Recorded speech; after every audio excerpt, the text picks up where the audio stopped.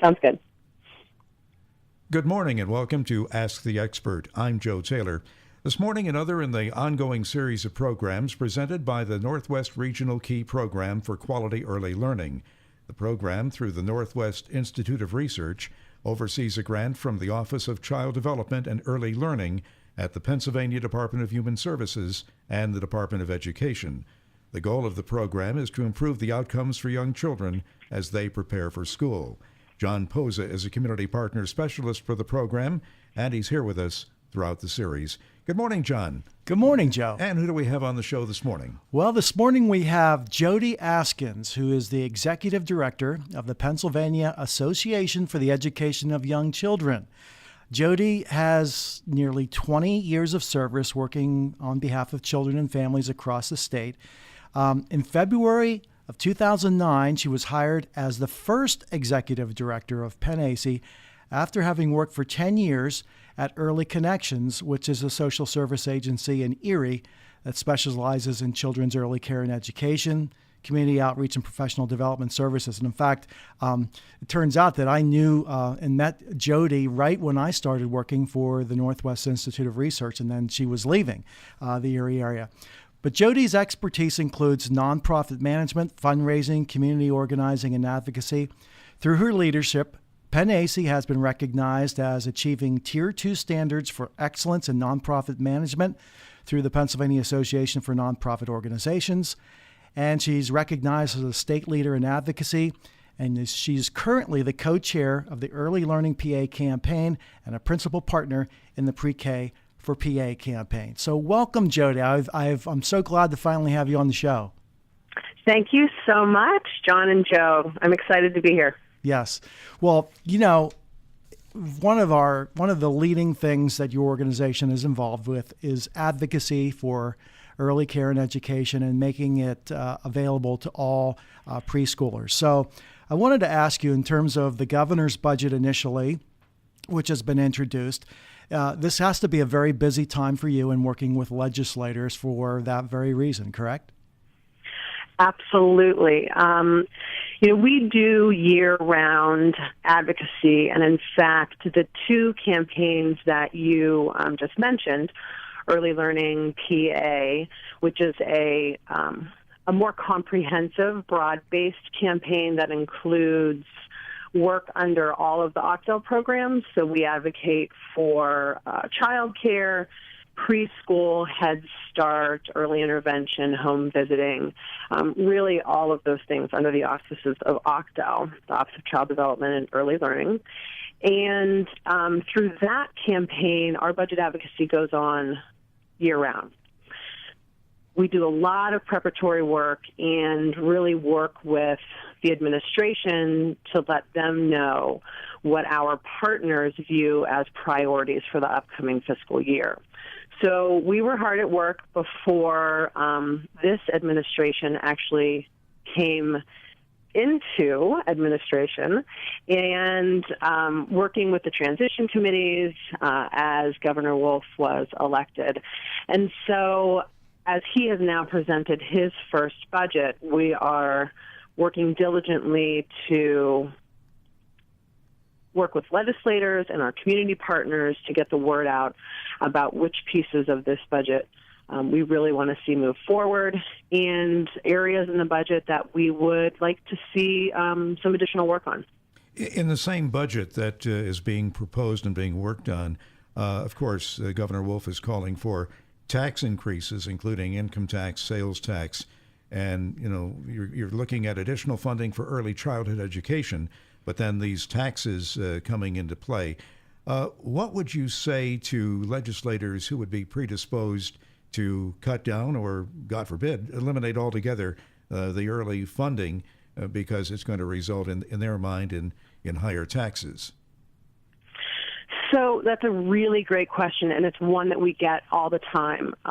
Legislators will often say to us, we support your issue, but where are we going to get the money? The first response to that question really is, there absolutely is money in the budget. We have a $29 billion plus budget. So you can never say that there is not money. budgets are about values and priorities. And so what we lead with is, what does Pennsylvania want to say to its families, its children, its citizens, that what are our priorities? And we believe that our youngest learners should be at the forefront of that. So the truth is, there is money. The second thing we really talk about is the need. So in terms of prioritizing where you put funding into the budget, there are approximately 300,000 3- and 4-year-olds in Pennsylvania. So in talking specifically about the pre-K dollars that have been proposed in Governor Wolf's budget, we're talking about potentially $120 million new dollars to serve those children. Right now, about 200,000 of those children live in families that are 300% of poverty or below. So this is a family of 4 making about $65,000. These folks are our lower and middle income. They're the ones that need the most help in order to make sure that their kids are provided with a safe and really rich learning environment when they go off to work. May I ask you this? How does the additional $120 million translate into making sense financially for the state, if not now, but down the road? Sure. So the great thing about our issue is we have a lot of supporting data. There's been national longitudinal research. There's been very state-specific short-term research, and the results are undeniable. So we have high quality, specifically, I should say, early learning programs really have a great return on investment. Long term, we talk about savings from anywhere from $7 to $17, and that's really about those children growing up and being productive citizens, not going into a life of crime. The corrections budget is really a huge portion of what we pay in Pennsylvania, and to house a prisoner is about $42,000 a year, whereas high-quality pre-K is anywhere from $8,000 to $12,000 a year.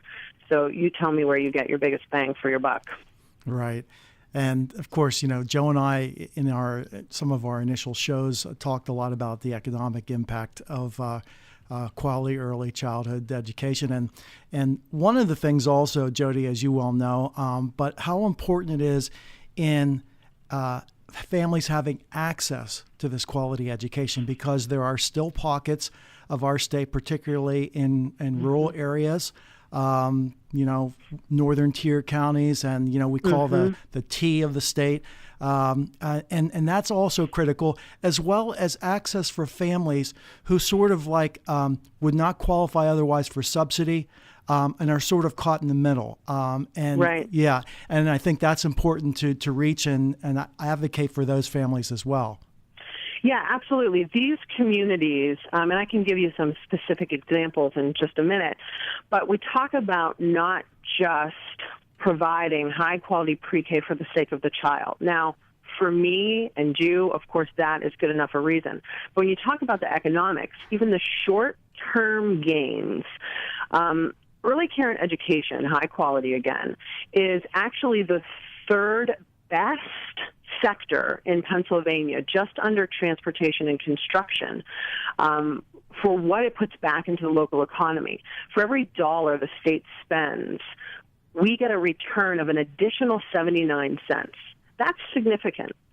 So these communities that you're talking about now, whose kids are not being served, who don't have access, it's not just about those kids not having high-quality preschool. It's about jobs not being available, because we absolutely are a sector that has job creation. And it's also about not being able to have that money go right back into those local economies. I'll give you a couple examples of some of the counties that are in your jurisdiction over there in the northwest part of Pennsylvania.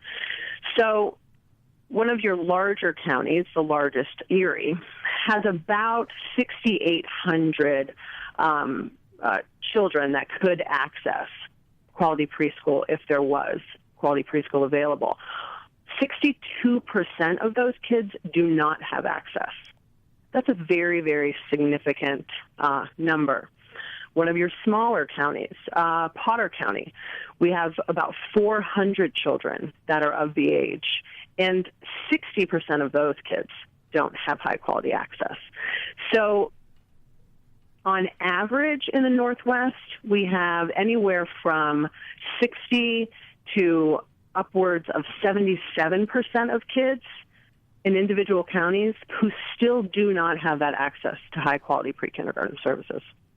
Yeah, that's absolutely true. And you know, we spoke of Erie, and a lot of people think, you know, don't presume Erie to be necessarily a rural county, but in fact it is. We always look at the city of Erie, but the county itself is very rural in nature. The other thing, Jodi, is you know, the importance of savings in terms of the state budget. And one of the things that's so critical is early intervention, of course, and how effective programs like that are in working with children before they're ready for kindergarten, and you know, saving money down the road for you know, costs that we would have as taxpayers for special education. And as you well know, studies have shown that we can cut those costs in half with effective preschool. Oh, absolutely. So in my previous life, as you mentioned, working in Erie County, one of the very first things I did many years ago was run a preschool program. And that preschool program was a high-quality program. And what we found was those children that we served were the most at risk. And traditionally, that cohort of kids, about 21% of those kids would have gone on to receive special education services in their public school. Our children, we had less than 2% rate of those kids that went on to actually have to receive those services in school. So it's definitely a significant impact, again, not just on the child, not just on the family, but on the economy, and really the school system. Can I ask a question from a family layperson perspective? It's one thing to get educators, even government, as we're talking at this point, to go along with the concept of a structured form of education for 3 or 4-year-old kids. It's something else to get parents to buy into it, especially where it may involve changing the pattern of already busy lives. For example, a working mother has her mother or lady down the street watch her child for minimal cost or possibly even for free, maybe in her own home, and now she is told she should enroll her child in an approved facility to get this education.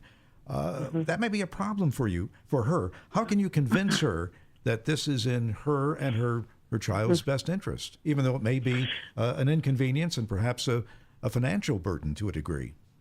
Sure.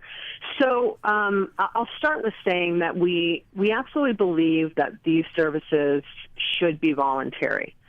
You know, a parent is a child's first teacher, and we respect that there are some parents that believe firmly that their children should be at home until they reach school age. And so we don't believe that this should be mandated by any means. However, research does show that when a child is put in an atmosphere that is high quality and developmentally appropriate, so this is kind of, you know, the jargon, the lingo of the field, but what it really means is kids are put in a position to thrive and learn in an atmosphere where they're safe and well cared for, and that the teachers understand that their interaction with the kids is first and foremost the most important in that environment. And so, you know, what we say to parents who are reluctant is most parents have not received the education that would allow them to understand, you know, the intricacies of what is developmentally appropriate at every age. You know, I have 2 children myself. They're now in 6th grade and 9th grade. And I will tell you, when they were young kids, I felt my head was spinning all the time.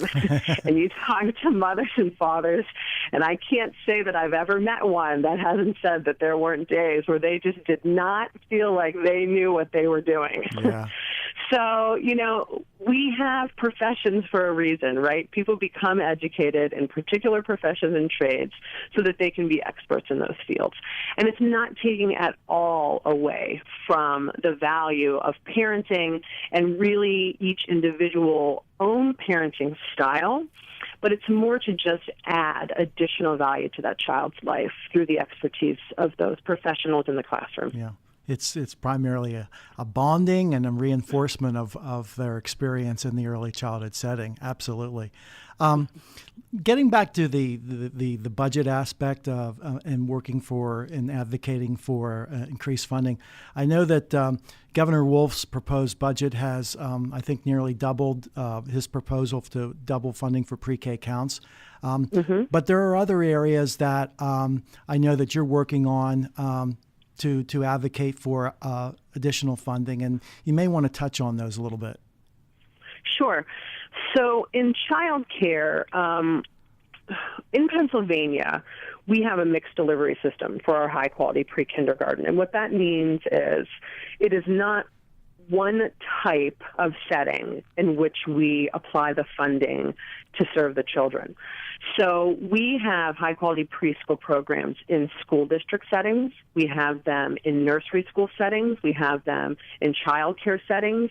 And it's really important for us to maintain that strategy because, again, first and foremost, we want this to be advantageous for parents. We want this to be parents' choice, and we certainly want to give as many opportunities for access as possible. And in some communities, there's only a school district who may have the ability to provide those kinds of services because there is not a center that actually exists in the area. In other communities, school district facilities are full to the brim, and so they have no space and are not interested in securing that funding for themselves and take on a partner in the child care center. So the child care funding is really critical to maintaining high-quality access for pre-kindergarten services. We did see in the governor's budget that these funds were level funded, and that is of concern to us. So there has not been an increase, for instance, in the reimbursement rate for child care subsidy. And those subsidy dollars are what help working parents go to work and allow their children to be cared for and educated while they're at work. So right now, our Pennsylvania really has a very low rate of reimbursement. We're between the 17th and 21st percentile of the market rate. So what it actually costs to care for a child, we are well below that in our reimbursement rate. We're really suggested to be at about 75% of that true cost of care. And so a flat rate for the line items that support child care subsidy is of concern for us. We're level funded at about $155 million for child care services and about $152 million for child care assistance. We did see some small increases from anticipated federal funds. And so $18 million of federal funds are suggested to be used to remove about 3,600 children from the wait list. So our wait list fluctuates like any state. As a parent comes in, if they're eligible to receive subsidy, they get told whether or not there's actually spots available for them, and this varies by county. So you can imagine a parent goes in, they've got a job, they're excited, they need to have care for their kids, and they're told, yes, you're eligible, but the funding won't be there for another 2 months even. So what do those families do? Again, huge struggle, huge issue for those kids and families, and we want to make sure that there's enough money in the system to support people going to work. I may be wrong, but I did a program on taxes, obviously, at this time of the year, a little bit earlier than when this is airing, with one of our tax experts. And again, I may be wrong, but I believe he said that the federal tax reimbursement for childcare had been increased this year. Does anyone know, or am I wrong?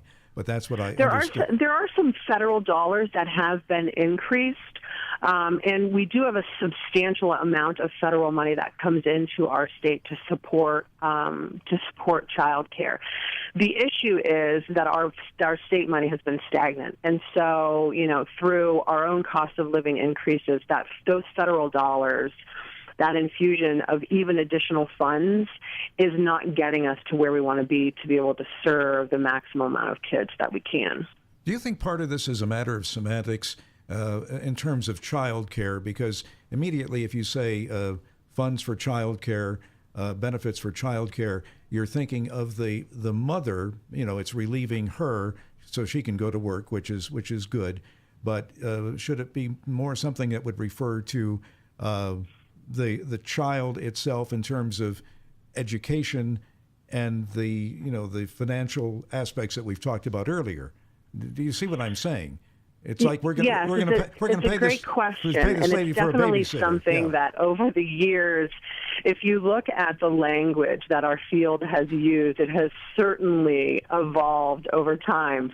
We've had daycare, child care, early care and education, early learning. So all of these, these terms that we've used, we've tried to actually address what you are referring to right there in terms of what springs to someone's mind with the words that you use. I think for advocates, we want to make sure that people understand that the component about people being able to work and having their child be safe and educated, both of those things are equally important. The high-quality aspect is the thing that's the most important piece. And so we do still want to emphasize that, children are being cared for as well as being educated. But I completely understand what you're saying. The semantics of it are challenging because of the visual that people get when you use particular words. Yeah, I can understand that, because I always tell people when someone mentions the word babysitting or daycare, I said, well, no, we don't care for days, and we don't sit on babies. We have about 2 minutes. Exactly.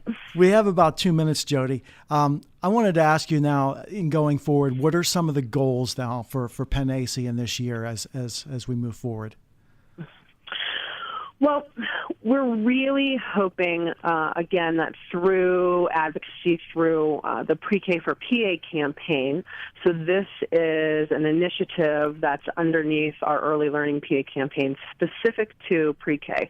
We have over 11,000 individual supporters now, nearly 600 organizations that have signed on to support. We have a 100-person leadership council. These are business executives, school districts, community partners who have said this is really important to us. So one of our main goals at the Pennsylvania AUIC, and along with our 10 principal partners on the Pre-K campaign, is to really realize that $120 million and see the increased access for nearly 14,000 kids in Pennsylvania.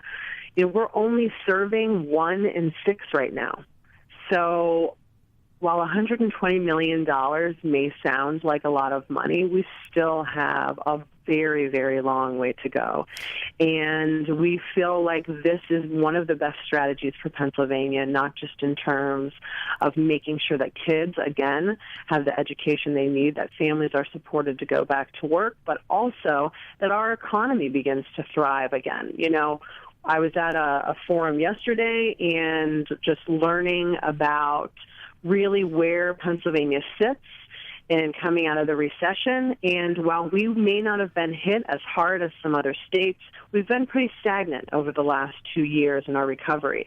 And we feel like this infusion of money will really help bring jobs, bring local dollars and long-term dollars to Pennsylvania. Thank you so much, Jodi. I was glad to have you on the show finally, and we really enjoyed it. Very enlightening, and we will certainly advocate, as you will too, for the rest of the year for our kids. So thank you for being on the show. Thank you so much for your time. And if I could give folks the website, It's www.prekforpa.org, or go to www.pennaeyc.org, and you can get all the information on our campaigns. And that's our program for today. We'll be back in 2 weeks at this same time. In the meantime, you can go online to learn more at papromiseforchildren.com. If you have questions, please email them to questions@nwirk.org.